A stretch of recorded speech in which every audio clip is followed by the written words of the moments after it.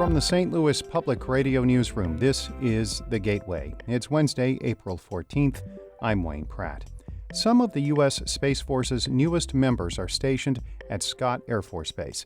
They are performing Air Force duties until moving into an official Space Force command in the coming months. So there's a military motto called hurry up and wait. That seems like it goes through all the branches and now even to the Space Force. It's literally a lot of waiting.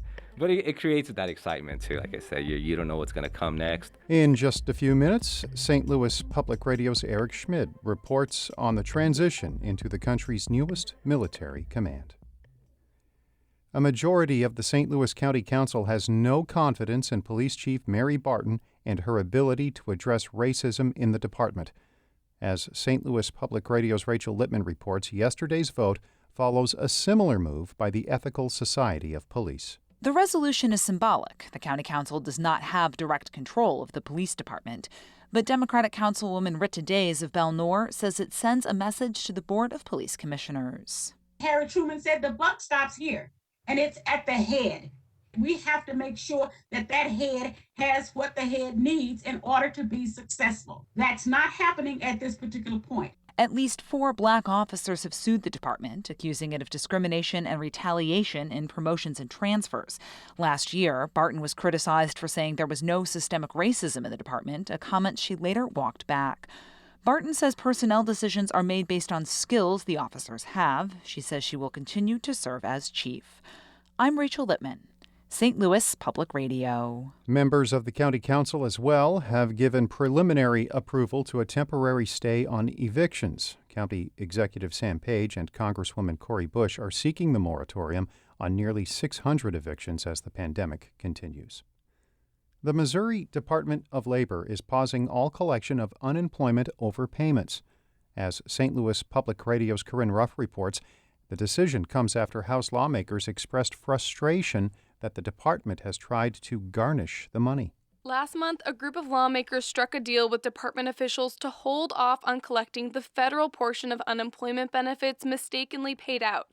The department also agreed not to send any more letters demanding immediate repayment of the state portion if people filed appeals or worked out a payment plan. But that didn't happen. More than 30 people recently received letters saying they had liens placed on their property. Director Anna Hugh said that was a mistake. The issue is there's a backlog of nearly 2,000 appeals that haven't yet been processed. She said the department has withdrawn the liens from courts. The letters are not good and not clear, so I get it. We have to focus on fixing those letters. A bill to forgive most of the overpayments is under consideration in the Senate. I'm Corinne Ruff, St. Louis Public Radio. Missouri public colleges will be able to increase tuition rates under a proposal passed by members of the House. St. Louis Democratic Representative Donna Behringer says she is against removing the tuition caps currently in state law. That allows the universities to charge any amount of tuition. We are shifting the cost of higher ed in the state of Missouri over to the students or the parents. Supporters of the measure argue it gives colleges the flexibility to increase prices with the understanding that an exorbitant sticker price would lead students to flock to another university. A spokesman for the University of Missouri system says it does not comment on pending legislation. The move toward more flexibility to increase tuition comes as 3 of the University of Missouri campuses are showing signs of increased enrollment for the fall. St. Louis Public Radio's Jonathan Ahl reports the news comes as schools are hoping to bring students back as COVID-19 vaccinations increase.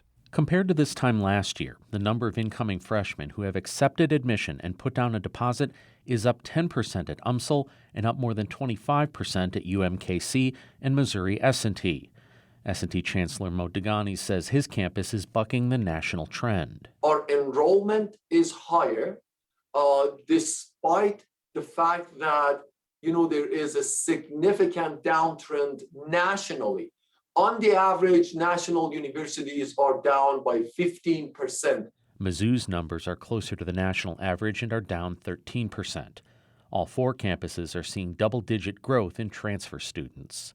In Rolla, I'm Jonathan Ahl, St. Louis Public Radio.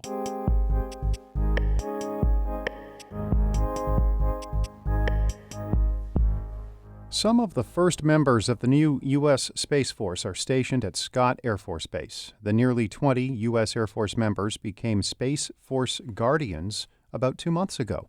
They are staying at Scott until transferring to an official Space Force command sometime in the coming months. St. Louis Public Radio's Eric Schmidt has more on members of the country's newest military branch.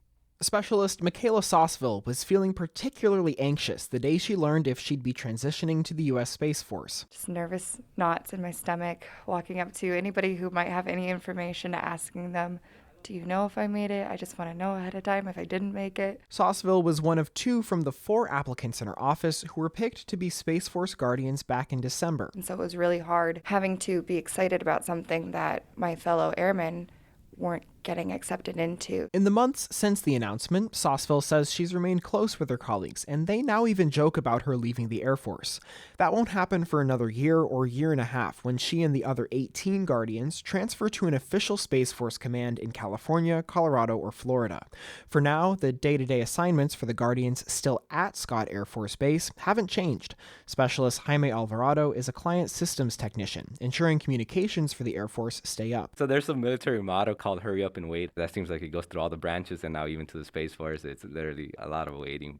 But it creates that excitement too. Like I said, you don't know what's going to come next. Really, the only noticeable difference for the new Guardians is on their uniforms, which now say Space Force instead of Air Force. But that small change is significant. Tech Sergeant Ryan Berry says it's reshaped how he handles his work now. I'm not taking it for granted anymore. I'm more like trying to get into the weeds of it to better understand it since I'm also a retrainee. Berry spent his first 7 years in the Air Force in a unit that handles on-base facilities before training into the 375th Communications Squadron, where he now works on cybersecurity. I have a different type of energy now because I know I'm about to move over and do something not greater, if anything, but just something on a different scale. He says the Space Force pushes the bounds of where the military operates. It's this different and expanded mission that gets Alvarado and many of the other new Guardians excited for what they're going to work on. My dream would be some type of work on a spaceship, if I could contribute of sending a spaceship into orbit or even a satellite into orbit, honestly. Alvarado also highlights the historical significance of joining a new military service, the first one since the Air Force formed in 1947. Lieutenant Colonel Ryan Schiffner commands the 375th Communications Squadron at Scott. He says the new Space Force Guardians have a rare opportunity. They're being trusted to stand up a new service, something that our nation has not seen in over 70 years. And with that comes the chance to influence how the Space Force takes shape. And I will obey the orders of the President. Sauceville helped plan February's induction ceremony at Scott and says she helped make it a little bit different than ones at other bases. We did our formation in the Delta symbol. So that's our own little pizzazz on the Space Force. She explained it's the same symbol that will be on the insignia that represents someone's rank in the Space Force. Sauceville says she's proud to have leadership that seeks her input and voice. Didn't think they would actually want our input on what we are going to be as a Space Force, as a lower enlisted member. Berry says he feels like he can take greater ownership of the new command. I'm able to basically build something that maybe my daughter can get into one day. Lieutenant Colonel Schiffner says it makes sense Space Force leadership is listening to its newest members. He says the country doesn't have a blueprint for how to set up that kind of military command. You want to bring in individuals who have a voice, who have powerful insights, great ideas, and innovative concepts. I mean, that's going to be part of the core of what the Space Force is about. Schiffner adds Space Force is getting some of Scott's best airmen. The new Guardians get to lay the groundwork for a branch of the military that they hope will last for hundreds of years. At Scott Air Force Base, I'm Eric Schmidt, St. Louis Public Radio.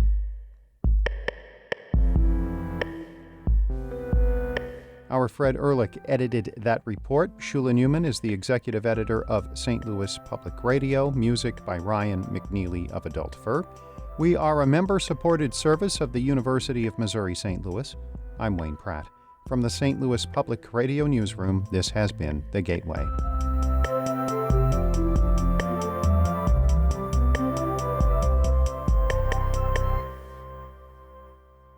Support comes from the Missouri Forest Products Association. Missouri produces wood pallets, railroad ties, white oak barrels, hardwood floors, and more. Details on the variety of products made in the state are at choosewood.com.